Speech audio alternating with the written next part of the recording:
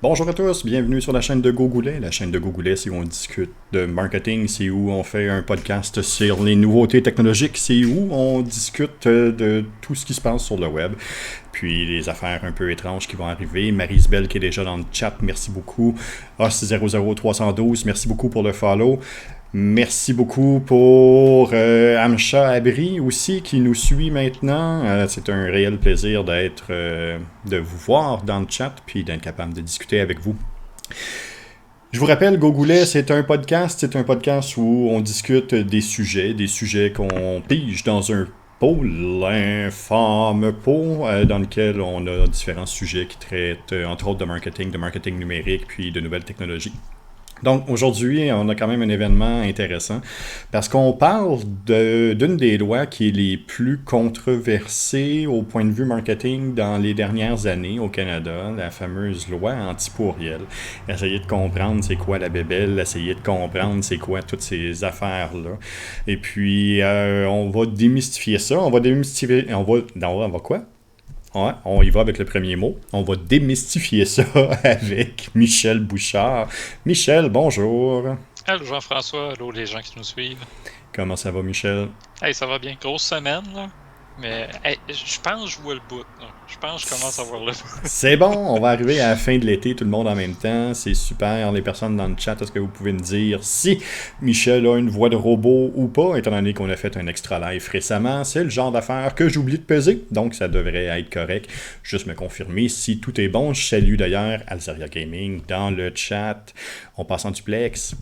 Michel, super beau sujet aujourd'hui, quelque chose auquel probablement, après Facebook, là, je te dirais, c'est probablement l'aspect où on a le plus de questions en tant que stratège marketing ou en tant que spécialiste en marketing numérique. Ouais, tu vois, moi je préférais avoir plus de questions. Ouais. Parce Ah, que souvent les clients vont passer à l'action avant de poser les questions. ah, Puis ah. au cours du processus, à un moment donné, on leur dit ouais, t'as peu, tu vas trop vite, puis t'as pas le droit de faire ça. Et oups, on Ah, vient de gaspiller des heures de travail. toum, toum, Fait toum, que c'est ouais. drôle, il y a beaucoup de clients qui n'ont pas le réflexe de poser des questions avant de se lancer. Là. On va démystifier ça. Ça va peut-être devenir un podcast de référence aussi pour plusieurs. En tout cas, je sais que pour moi, je vais essayer de répondre au maximum de questions que j'ai déjà reçues là-dessus. Essayer de démystifier la bébelle. Je pense que tu avais un petit mini quiz de mise en situation pour moi. On Ouais, pourra regarder ça aussi. j'ai sorti une couple de questions, tu sais, des choses qui peuvent avoir l'air niaiseuses pour des gens qui connaissent déjà ça, mais écoute, c'est des questions tout à fait légitimes, puis Ouais. des situations dans lesquelles les clients se retrouvent, puis ils se demandent justement, Ouais. est-ce qu'ils peuvent ou est-ce qu'ils peuvent pas. Ouais, c'est ça. Je salue Marie-Isabelle dans le chat. Je salue Alzeria Gaming dans le chat. Merci d'avoir répondu à ma question. Michel, avant de commencer sur ce fabuleux sujet, ta nouvelle de la semaine, c'est pas une semaine où il y a manqué de nouvelles technologiques, mettons. Non, j'ai même changé d'idée tantôt, puis finalement je suis revenu à mon idée initiale. Il y a Google qui a comme annoncé des trucs, mais je vais les garder peut-être pour. Tu sais, je pensais faire un podcast sur les titles bientôt. J'en ai Ouais, fait un sur la métadescription ouais, il y a quoi, 2 semaines. ouais. Puis là, Google jouait avec les titles. Fait que on va Hmm. garder ça peut-être pour une capsule qui va parler juste de SEO. Je reviens avec ma nouvelle. Écoute, c'est OnlyFans qui a changé d'idée 2 fois. Ouais. OnlyFans, tout le monde le sait, c'est le TikTok, mais une sorte de TikTok, mais pour du contenu un peu plus léger, un peu plus, un Moins peu moins vêtu. habillé. Bon. Ouais, c'est ça.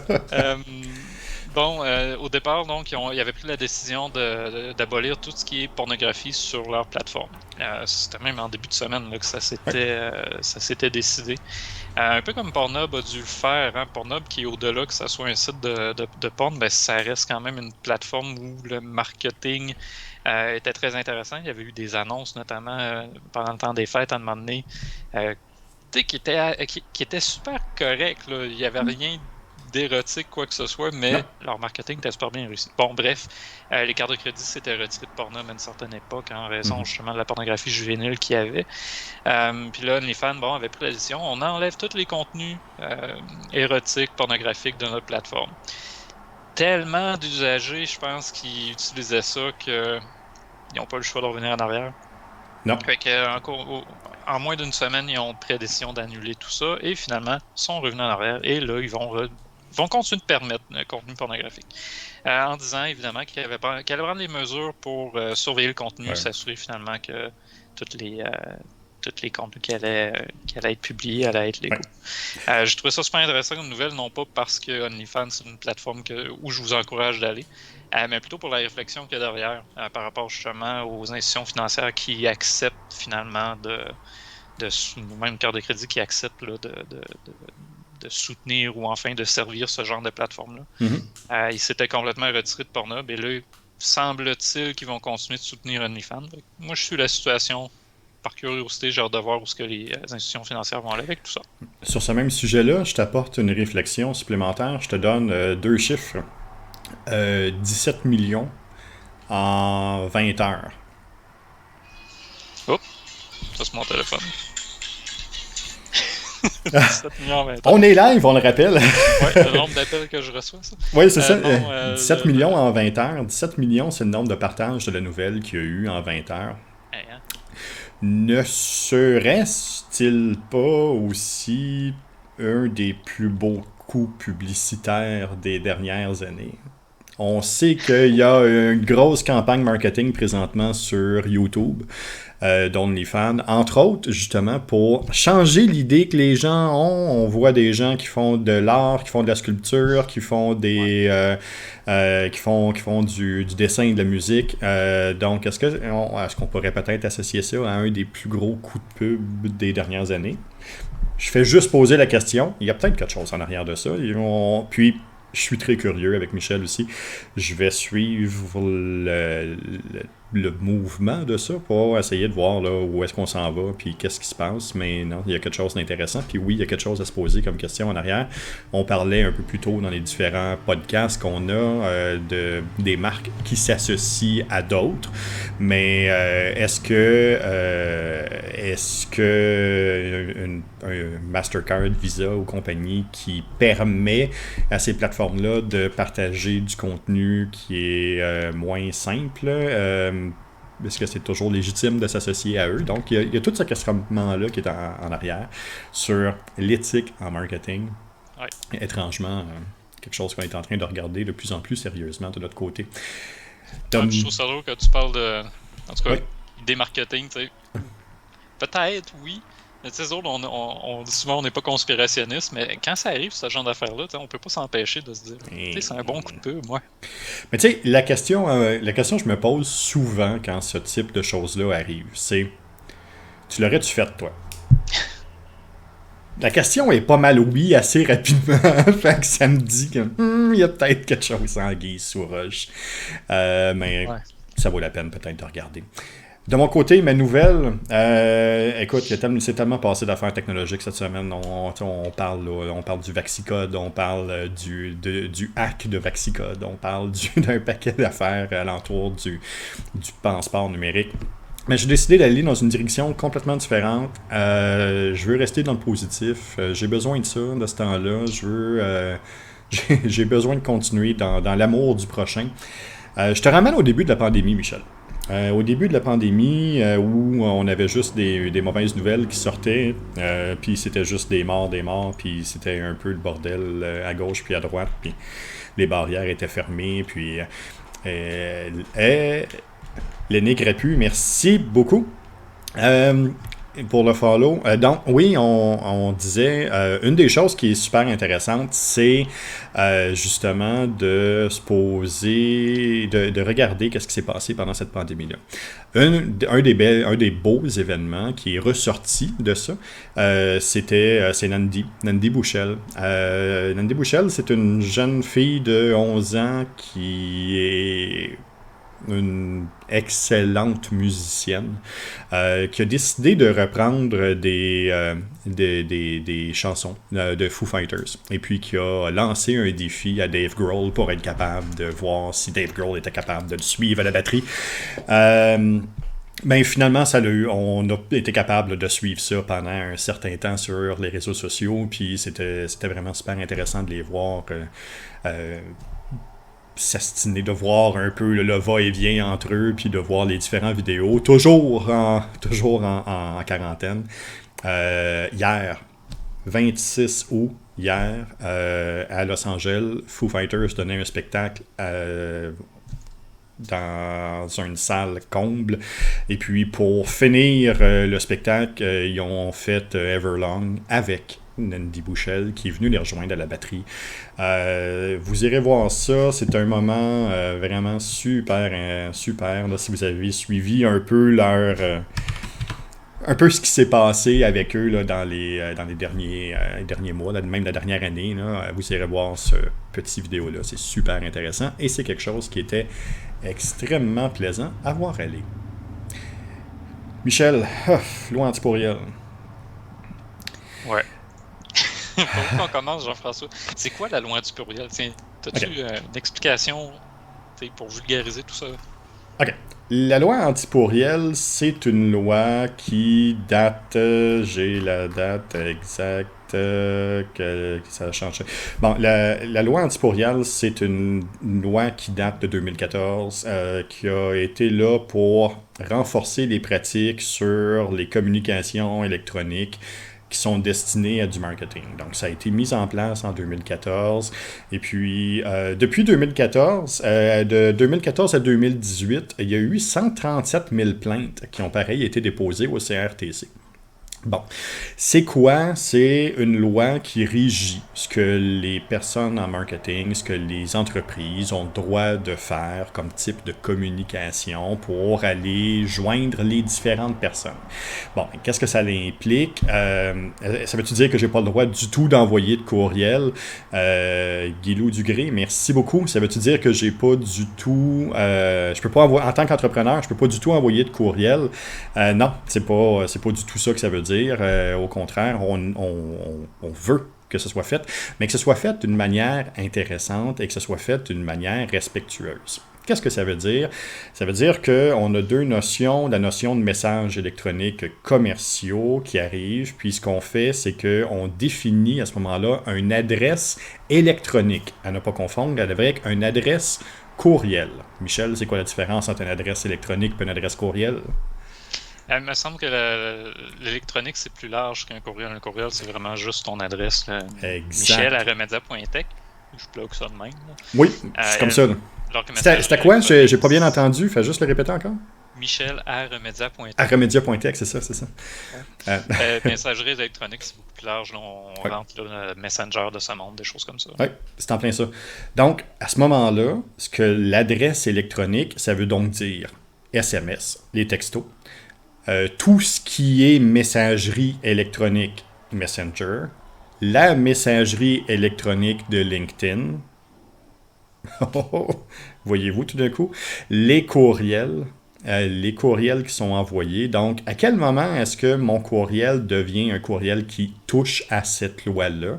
Ben, ça arrive quand dans mon courriel, il y a un hyperlien et que je sollicite une vente à quelqu'un. Ça veut dire que, j'envoie un courriel normal à une personne, j'ai une signature avec une image, puis un lien vers mon site web. Ça rentre pas dans cette loi-là. Par contre, si j'ai un slogan en disant « Cliquez ici pour en savoir plus sur nos produits », essayez de cliquer ici pour acheter un nouveau service, mais à ce moment-là, ça rentre dans la loi antipourriel. Voyez-vous tout d'un coup, là? Ouais. C'est drôle parce que de la façon dont tu l'expliques, c'est là que je réalise à quel point certaines entreprises qu'on nommera pas, mais que j'ai en tête et leur nom, là, quand même. En tout cas, je le vois pas assez souvent de ce temps-là. Ils envoient des messages pseudo-personnalisés en disant, en vantant tous les bénéfices de faire affaire avec eux autres, en disant que c'est gratuit même des fois. Oui. Mais ils mettront pas ce fameux lien-là, ils vont juste dire écris-moi pour en savoir plus ou prendre un rendez-vous. C'est bien ça. Exact. D'où le pourquoi. Puis en disant que c'est pas gratuit, il n'y a pas d'achat qui est fait. Il n'y a pas d'action commerciale dans le but d'acquérir de l'argent. Ouais. Fait qu'on voit là qu'il y a certaines entreprises là, qui ont déjà commencé à s'ajuster puis à essayer de faire quelque chose avec ça. Bon. Je vous mets dans le lien, vous avez ici là, le site du CRTC, parce que c'est régi par le CRTC. Toute communication au Canada, c'est régi par cet organisme-là. Donc, c'est vraiment eux qui ont mis le tout de l'avant.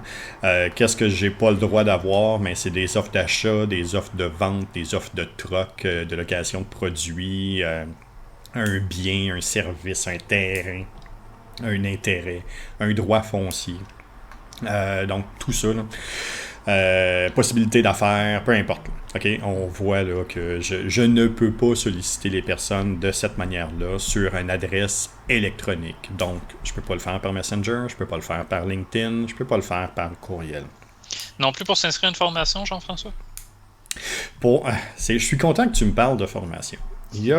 Cette loi-là au Québec a été appelée la loi CompuFinder pendant un certain temps. Bon, mais CompuFinder, c'est quoi? C'est une entreprise qui, justement, vendait des formations et puis qui avait un marketing très agressif sur l'utilisation des courriels. Et puis, c'était la base de leur marketing. Là, c'est exactement ce qu'ils faisaient. Puis, cette entreprise-là a été citée en exemple à plusieurs reprises là, dans la construction de la loi parce que c'était vraiment dédié. Ce qu'ils disaient de ne pas faire, c'était exactement ce qu'eux faisaient. Donc, au final, mais après avoir eu maintes reprises différentes plaintes contre eux, mais finalement, le gouvernement n'a pas eu le choix d'agir. Donc, ils sont arrivés un premier coup avec une pénalité d'au-dessus de 5 millions l'entreprise a contesté, qui par la suite est arrivée à 1 million, qui, là, l'entreprise a dû essayer de trouver une entente avec les créanciers puis trouver quelque chose. Ils ont contesté la validité de la loi en Cour suprême, disant que ça brimait le droit commercial. Ça a été rebooté en cours d'appel, puis en Cour suprême. Cette loi-là est légale. On doit s'y plier, puis il y a une entente finalement en cours qui a été faite là, pour 200 000 $. L'entreprise maintenant vogue sous d'autres cieux. Donc, on peut voir que malheureusement, c'est quelque chose qui existe. Depuis le début, il y a au-dessus de 1000 contrats d'infraction qui ont été émis. Donc, il y a 1000 entreprises qui se sont faites attraper là, par c'est à cause de cette loi-là. Puis on voit là, où ça peut amener. Donc. Mais ils se font attraper, c'est drôle, 1000, c'est pas beaucoup. Non. Pour le nombre d'entreprises qui respectent pas les règles. Exact. Puis qu'il y a quelqu'un quelque part qui va commencer justement à leur dire qu'ils respectent pas les règles. Mm-hmm. Ça se peut-tu que ça soit parce que les gens portent pas beaucoup de plaintes? Les gens portent plainte, mais avant que le CRTC lance une enquête, ça peut être quand même assez long. Puis, ils vont aussi aller sur le volume. Il y a des entreprises qui sont plus agressives que d'autres. Donc, on se doit à ce moment-là. Donc là, on parle un peu du négatif, là, mais si on regarde du côté positif, à quel moment est-ce que je peux envoyer des courriels ou de l'information électronique à un prospect? Parce qu'on va oublier que l'intention de cette loi-là, c'est pas, c'est pas de restreindre les échanges commerciaux. Je pense que c'est pas non plus de venir, de mettre des bâtons dans les roues des PME, comme certains ont voulu le laisser croire même. Encore récemment, je voyais des commentaires de ce type-là, des PME qui chialaient que ça m'empêche de contacter des prospects. C'est drôle, moi je pense que ça augmente la confiance des gens envers cet outil-là. Mm-hmm. Là, il y a une certaine époque, on en recevait tellement justement de courriels, j'allais dire courriels, mais c'est des courriels. D'entreprises diverses qui nous offraient un paquet d'affaires ou de princes nigériens qui nous disaient qu'en échange d'un chèque de 1000$, ils allaient nous donner des millions. Ouais. La confiance envers le courriel était faible. Puis j'ai l'impression que depuis l'entrée en vigueur de cette loi-là, la confiance est en train de revenir, un peu comme pour le téléphone avec le télémarketing. Ouais. Exact. Puis c'est sensiblement le même principe qui a été fait. Tu as raison de faire la comparaison entre un et l'autre, parce que c'est sensiblement la même chose qui a été faite du côté de télémarketing. Donc, à quel moment est-ce que je peux envoyer un courriel? Mais il faut que je sois en mesure de prouver que j'ai un lien commercial qui est déjà établi avec l'entreprise. Ça veut donc dire, si c'est déjà un client, si c'est déjà un prospect, s'il y a eu un échange de cartes, s'il y a eu déjà des contacts commerciaux qui ont été établis sans avoir de communication électronique précise, ben j'ai le droit, là. Je peux le faire, là. Ça veut donc dire, bon, ben je vais dans un show, puis un trading show, puis il y a une boîte là pour mettre la boîte de courriel, mais la boîte avec votre carte pour justement amasser des courriels, ils ont-tu le droit? Oui. Fait que je vais participer à un concours. Ouais, c'est ça. C'est pas ce qui arrive. OK? T'es en train de me dire qu'on donne notre consentement tacite quand on fait ça? Ouais. Ouais. Il y a eu des jurisprudences en ce sens. L'autre chose, c'est justement de s'assurer de créer un abonnement. Ça veut dire que la personne passe sur votre site web ou sur vos plateformes, puis on leur demande de s'inscrire à une infolettre, de s'inscrire à une communication, quoi que ce soit. Donc aussi, à ce moment-là, c'est légal, j'ai le droit de le faire de cette manière-là. Le fardeau de la preuve me retombe par contre sur l'entreprise qui envoie les courriels. Ça veut donc dire que de votre côté, plus vous avez d'informations sur les personnes que vous envoyez des communications électroniques, mieux que c'est. Donc, quand vous tombez sur des formulaires pour vous abonner à une infolettre qui demande votre courriel, votre nom, votre adresse, le nom de votre entreprise, le numéro de téléphone, bien c'est ça. Plus qu'il y a d'informations, plus c'est simple par la suite à prouver, puis à être capable de regarder est-ce que cette personne-là a vraiment donné son accord.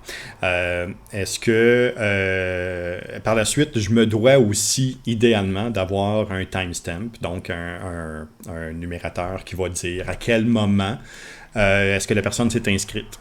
Et dans mes communications électroniques, je dois premièrement bien afficher qui je suis. Ça veut dire avoir un nom d'entreprise, avoir une adresse physique où les gens peuvent vous contacter, peut-être avoir un numéro de téléphone ou un site web pour que les gens soient capables de vous contacter. Et je me dois d'avoir un lien pour se désinscrire à une infolettre ou à une communication, ou un lien qui va envoyer vers mon site web, qui va expliquer la procédure pour être retiré de cette liste d'envoi-là. Il y a Alzaria qui nous demande le clickbait rendu dans la loi anti-pourriel. Je pense que c'est peut-être deux choses différentes mais complémentaires. Oui, un est arrivé par rapport à l'autre. La montée du clickbait est arrivée quand les gens ont été arrêtés d'envoyer des courriels. Fait qu'on peut pas mal corroler là, un à l'autre. À 2014, on a eu une grosse augmentée de clickbait sur des sites comme BuzzFeed et puis ces choses-là qui ont fait leur pain et leur beurre. Parce que le principe existe depuis toujours, je pense. Oui, c'est tout le temps-là, ça a toujours été. Je veux dire, les vieux magazines à potins, c'était ça. C'est encore Michael ça. Jackson ici, ou en tout cas, peu importe la célébrité de l'époque, on laissait entendre qu'il y avait une histoire, puis tout ça, puis absolument rien. Non, c'est en principe. Le principe est plus... comment dire, susciter l'intérêt, mais vers une information qui n'est pas tout à fait celle qu'on annonçait. Non. Alors que l'antipourriel, là, on est vraiment plus dans la légalité de la chose, la façon de communiquer. Puis la façon de communiquer. Nos listes de contacts. Justement, par rapport aux listes de contacts, là, tu me disais quelque chose. Tu nous disais que, bon, faut être capable de prouver. Prouver... Comment, tu sais, si je reçois un courriel ou admettons que moi je mets une petite case sur mon formulaire, en dessous de mon formulaire sur mon site web, mais ça va juste dans ma boîte courriel. C'est suffisant ou il faut que j'ai une base de données qui se génère automatiquement et qui garde ces informations-là? Idéalement, je me dois d'avoir le plus de renseignements possible. Ça veut donc dire que je me dois d'avoir une base de données ou un chiffrier ou peu importe quelque chose qui va nous permettre de s'assurer que ces contacts-là sont utiles et sont légaux. D'où l'importance pour certaines entreprises d'utiliser un CRM, d'utiliser un Customer Relation Management qui va nous permettre justement d'envoyer, de recevoir des courriels par là, puis de voir aussi le fil des discussions, puis de voir que la personne a vraiment donné son accord, puis que c'est correct. Ouais, il faut faire attention par contre, parce qu'il y en a certains CRM qui, tu rentres une adresse, j'allais dire courriel, une adresse de site web, puis il va te sortir toutes les informations de contact qu'il va trouver sur le site web. Exact. Ça, Jean-François, j'ai-tu le droit de les mettre automatiquement dans ma liste de contacts, ces noms-là, puis ces adresses-là que je trouve par le web? Là, On est dans la zone grise de la loi. Théoriquement, je n'ai pas le droit, étant donné que je n'ai pas eu l'accord. Par contre, étant donné que les courriels sont disponibles dans un endroit public, entre guillemets, à ce moment-là, où il y a certaines entreprises qui vont se risquer à le faire. Est-ce que c'est une bonne pratique? Non. Est-ce que je te suggère? Non. Est-ce que c'est quelque chose qui, ultimement, pourrait venir créer un problème? Oui. Mais c'est une gestion de risque au sein d'entreprise qui doit être calculée et mesurée adéquatement. J'imagine que c'est comment qu'on l'utilise aussi qui va influencer. Je me souviens à mes débuts avec Remedia, il y a 2014.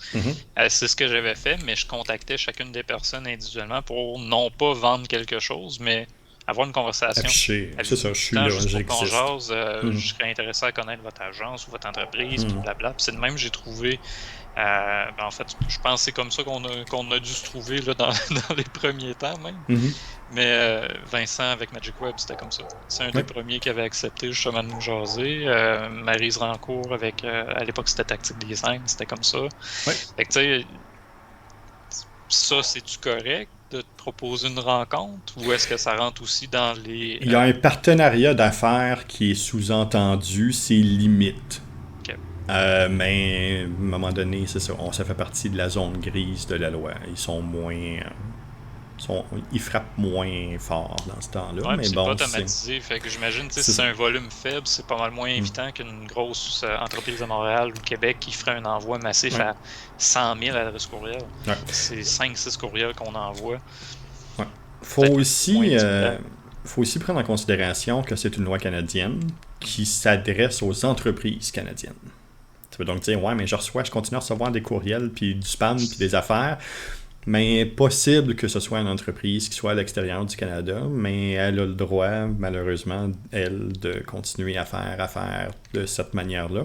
Un peu comme le télémarketing, où même si je cache mon nom, mais je peux gagner une croisière en Chine, ou je peux gagner...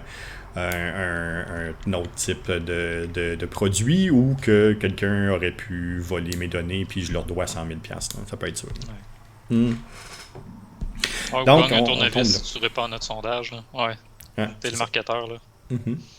C'est ça. On est dans cette zone-là. Mais, donc, c'est ça. Pour ce qui est de cette loi-là, résumé très, très rapidement, c'est ça. On tombe là, dans ces eaux-là. Les fameuses croisières, oui, je le sais. Puis sur téléphone, on en ressort. On en a à la tonne de ce temps-là. C'est assez spectaculaire. Michel, tu avais une couple de questions, je pense.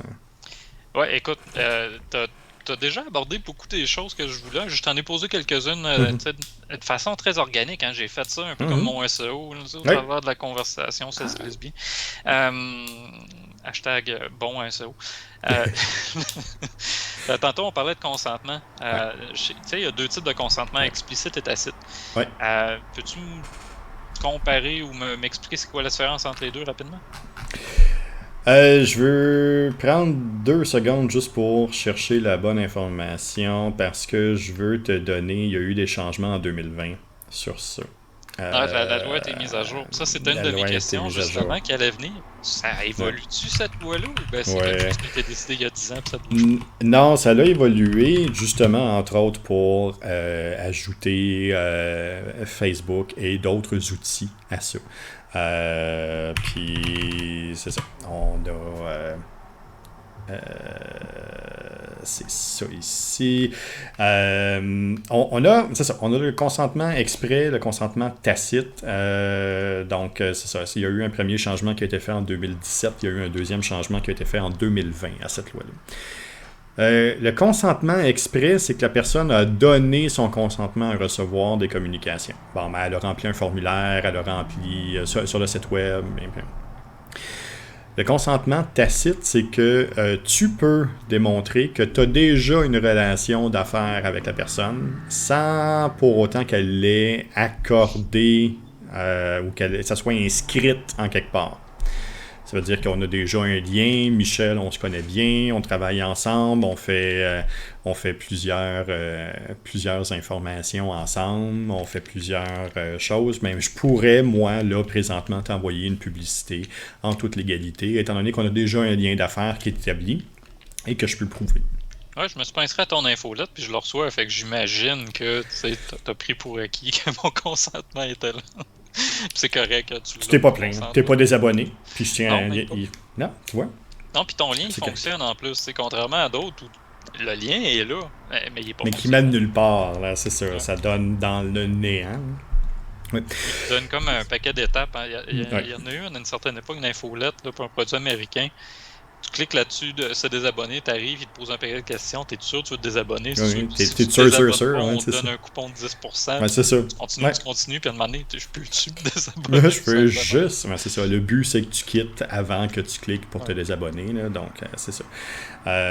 D'où l'importance, tu me fais penser à quelque chose, d'où l'importance d'utiliser des outils qui vont permettre justement de faire des infolettes ou des envois massifs de manière simple et intelligente. Il y a plusieurs outils qui sont là sur le marché. Bon, MailChimp en est un et ce n'est pas le seul, là, mais c'est probablement celui qui est le plus connu dans le milieu des affaires, qui fait un travail adéquat, puis que moindrement qu'on rentre des informations canadiennes pour démarrer l'essai ou démarrer le compte, mais déjà en partant, il va placer les bonnes informations, puis il va déjà placer tout ce qu'on a besoin qui soit en place pour s'assurer on fait des envois massifs ou qu'on fait des envois courriels en toute légalité. LeadFox, il y a Cyber Impact. LeadFox, c'est québécois en plus, si je ne me trompe pas. Ça. Oui, Cyber Impact aussi. Oh, ben oui, c'est vrai. Mm-hmm. Moi, j'ai pu oublier ça. Oui.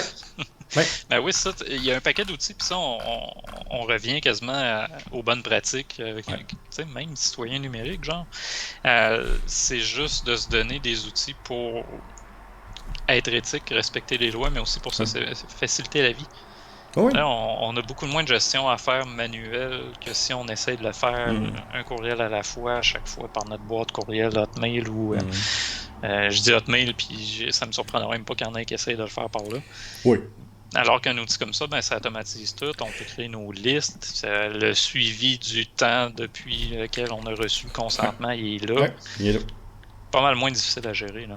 Beaucoup moins difficile. Et puis, on a juste à se rappeler, tu viens d'un milieu de création de documents numériques, puis ces choses-là, mais tu dois sûrement te rappeler, avec Outlook, on avait la possibilité de créer automatiquement des courriels en batch avec des macros qui envoyaient une série de courriels à gauche puis à droite, puis qui proposaient, on pouvait proposer nos services, on pouvait proposer nos affaires, mais puis ça au début 2000, là, qu'on était en mesure de faire ça. Puis ça, par la suite, il y a eu plusieurs choses qui sont mises en place. Bon, mais justement, des time-out sur des serveurs qui envoyaient comme beaucoup trop de courriels, des relais qui étaient faits quand on était capable de retrouver qui avait envoyé ces courriels-là, un maximum de courriels envoyés sur le champ.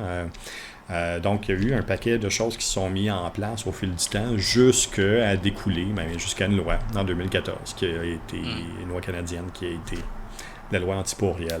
C'est pas différent finalement du télémarketing justement avec les robots callers. Non. C'est des machines qui appelaient. À un moment donné, c'est le numéro de téléphone qui bloquait, puis ils ont évolué, ils ont fait des machines qui changeaient de numéro de téléphone.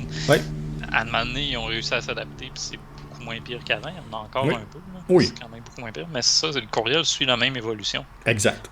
Et à une certaine époque, c'était tellement nouveau, on n'avait pas prévu ça qu'il allait avoir un duo qui allait justement créer une macro pour envoyer 1 million de courriels avec des virus. Là. C'est aujourd'hui, c'est beaucoup moins facile. Puis même lorsque quelqu'un, je vais juste prendre l'exemple, quelqu'un qui envoie un courriel puis qui met toutes les adresses en clair, là, c'est pas long qu'il y a une couple de personnes qui y tombent dessus. Là. Ben oui, parce que les gens sont habitués que c'est plus C'est plus ça. C'est plus Puis... une pratique acceptable aujourd'hui. Non, c'est ça, pas du tout. Puis ça fait partie des bonnes pratiques, ça fait partie de l'étiquette des entreprises. Ça fait aussi partie du cyber-citoyen, puis de la citoyenneté numérique. On est directement là-dedans. Là. C'est comment utiliser ces outils-là adéquatement. On l'a vu encore avec le Vexicode. Là, on entend, les gens ont hacké le Vexicode. Non, c'est pas ce qu'ils ont fait. Ils n'ont pas hacké l'application. Ils ont été en mesure de trouver le numéro d'assurance maladie de la personne, puis de se faire générer un faux, ou de se refaire générer un passeport vaccinal. C'est ça qui est arrivé. À partir du moment où, au Québec, on sait tous que le numéro d'assurance maladie, c'est les 3 derniers chiffres de ton nom de famille, les trois dernières lettres de ton nom de famille, la première lettre de ton prénom, ta date de fête avec 2 chiffres aléatoires à la fin. On s'entend que c'est pas compliqué à trouver. Et puis par la suite, les questions qu'ils posent, c'est quelle est la date de votre premier vaccin? Combien de personnes ont mis sur Facebook fraîchement vacciné? Ben, c'est facile maintenant à être capable de trouver où, quand, comment. Donc, c'est ça, c'est pas... ça fait partie de la citoyenneté numérique aussi, d'apprendre à ne pas faire ces choses-là ou à ne pas divulguer toutes ces informations-là. Je suis pas sûr, il me semble que tu l'as fait, toi, que tu as mis la photo Facebook, là. C'est quoi donc? C'était fièrement vacciné? C'était tout ça le message avec le petit cadre bleu? Là? Oui, exact. Puis il faut se poser la question, est-ce que c'était vraiment la bonne journée? Ah, bon, ok, toi, tu joué avec les gens, là. C'est bon. Donc, oui, il y a tout ça qui est à voir puis à regarder. Donc, pour la loi antipourriel, c'est ça. T'avais-tu d'autres questions de ton côté, Michel? Ben, écoute, j'en ai plein. Je suis même tombé sur une fac tantôt, puis tu sais, je veux dire, si t'en veux, je n'ai 75. Ouais, c'est ça. J'irai peut-être pas jusque-là. Peut-être une question, on a abordé la chose tantôt, tu as mentionné LinkedIn pour la messagerie électronique. Ouais. Ça serait quoi une communication pas acceptable par mon Messenger? Admettons qu'il y a une entreprise qui s'abonne à ma page, puis là, j'y envoie une information commerciale. C'est-tu correct? S'abonner à ma page, c'est-tu un consentement, ça, un abonnement? De s'abonner à la page, si j'ai un robot qui va souhaiter la bienvenue, qui va dire bien merci, puis qui envoie un lien vers mon site web, par exemple. Oui, c'est correct. À partir du moment où on fait simplement tourner dans l'environnement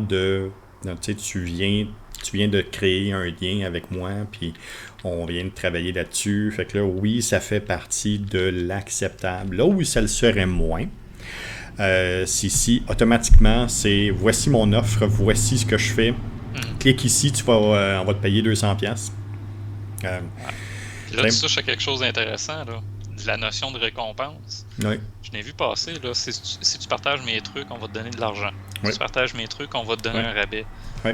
C'est correct, ça? C'est limite, c'est une pratique, mais ça va surtout à l'encontre des pratiques de Facebook. Et puis les entreprises qui se font dénoncer et ou prendre. C'est pas comme si Facebook pouvait pas vous lire vos messages. Généralement, il y a un ban automatique là, qui fait tout de suite sauter l'entreprise. Là.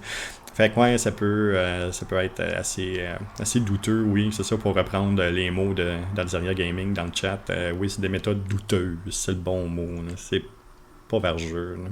Non, puis je trouve ça quasiment pire que de faire un concours en disant de taguer des amis.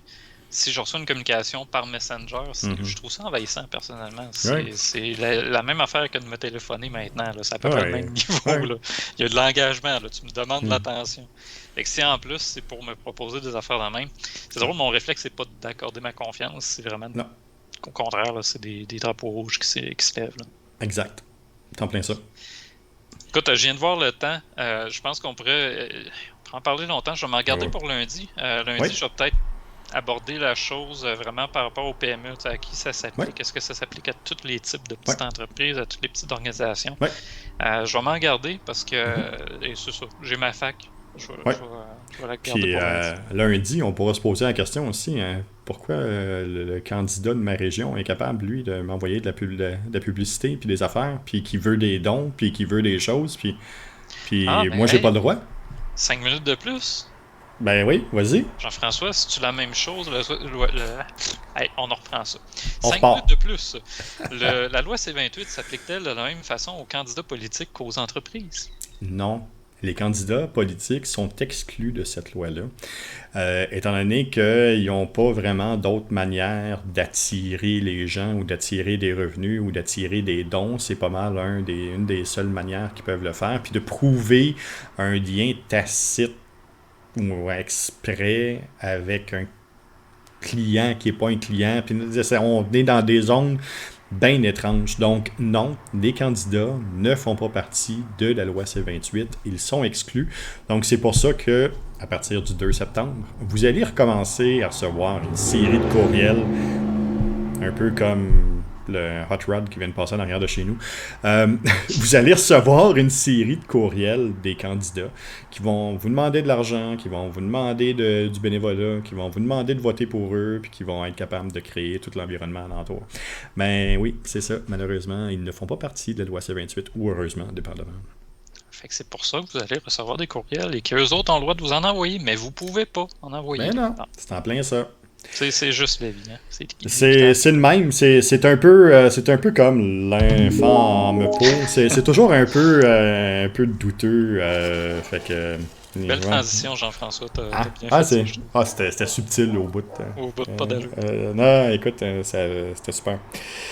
Euh, Écoute, on s'en va ailleurs, mais avec une continuité. On est en 2021.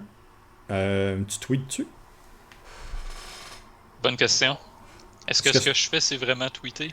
Est-ce que c'est encore utile, tweeter? Il y a combien de personnes pour être capable de retrouver ça?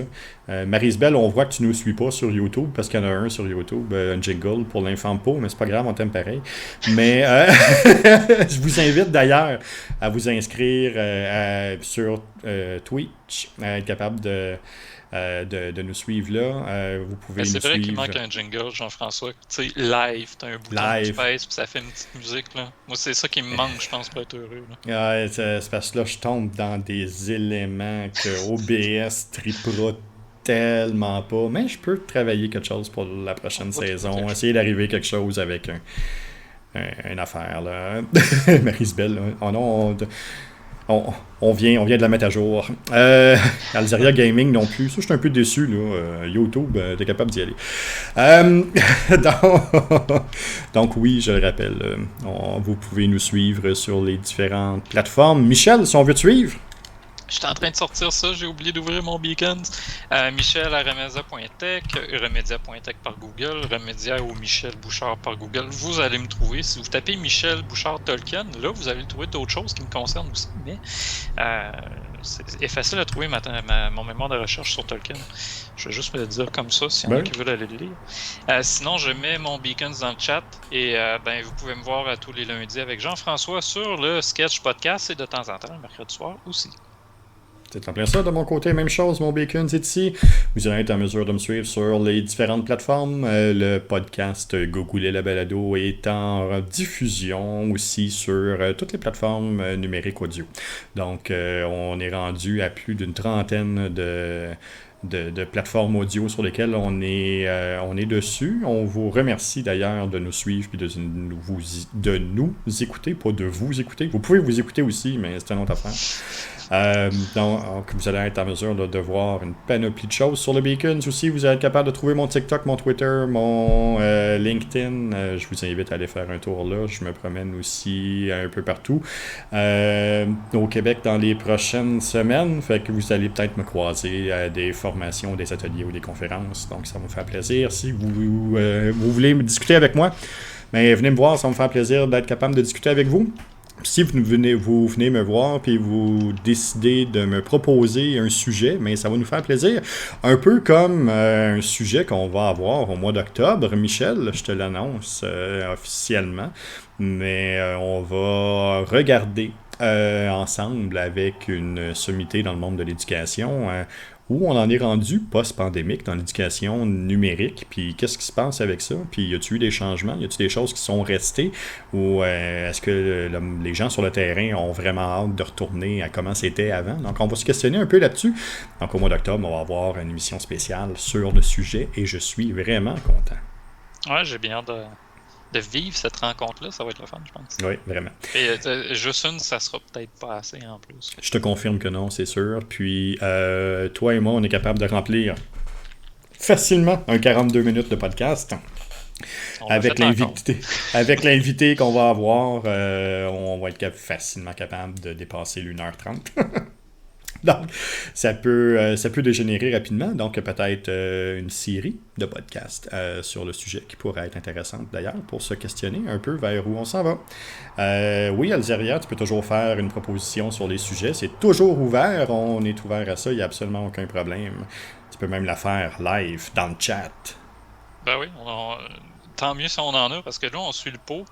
Mais plus on va avoir de sujets, plus on va pouvoir faire de podcasts supplémentaires. Parce que le pot, c'est un podcast, mais on va pouvoir faire du hors-série, on va pouvoir faire pendant du gaming, on va pouvoir en parler pendant notre extra live qui va arriver, c'est demain.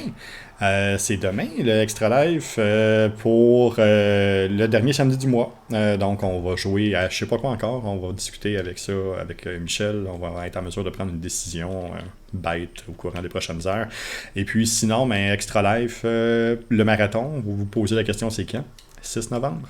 6 novembre, on est là, 24 heures.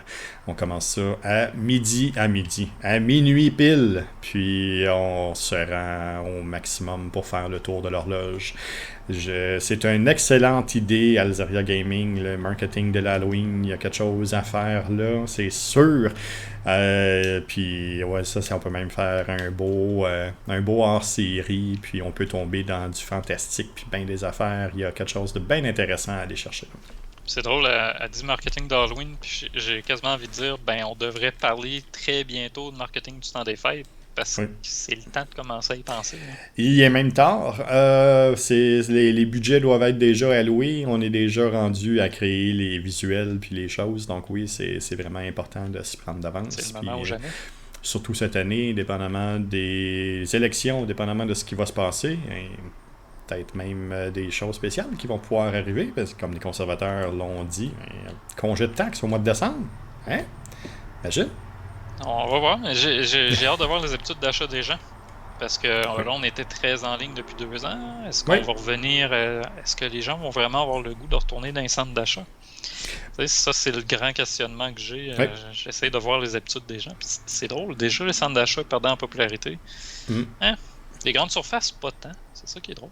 Non. De mon côté, ce que j'ai hâte de voir, c'est tout l'aspect local. Jusqu'où ça va pousser, ce côté-là. Et puis, jusqu'où, depuis le temps que les gens le disent local, mais on voit que l'aiguille bouge pour avoir plus de local, mais pas assez vite. Donc, est-ce que le temps des fêtes va pouvoir faire accélérer le processus? On va regarder. Ouais, c'est local, mais pas à tout prix. C'est ça qu'on se rend compte. Michel, on se revoit demain. Pour l'Extra Life, on se revoit lundi. Oui, à 7h, 19h sur ma chaîne Gogoulet, sur la tienne aussi, sûrement, Dark Sketchy. On va être en mesure de faire le tour là. Sinon, on est ensemble lundi sur ta chaîne ou avec le guide du marketing. Il me manque un mot. Le guide de survie. Le guide de survie du marketing. C'est en plein ça. J'aime ça, les titres courts. Je trouve que c'est fun, c'est facile à retenir. C'est ça, c'est bien. Et puis, sinon, on se revoit très bientôt dans un prochain live, dans un prochain podcast. Merci beaucoup, Michel. Merci à toi. Merci aux gens qui étaient avec nous aujourd'hui.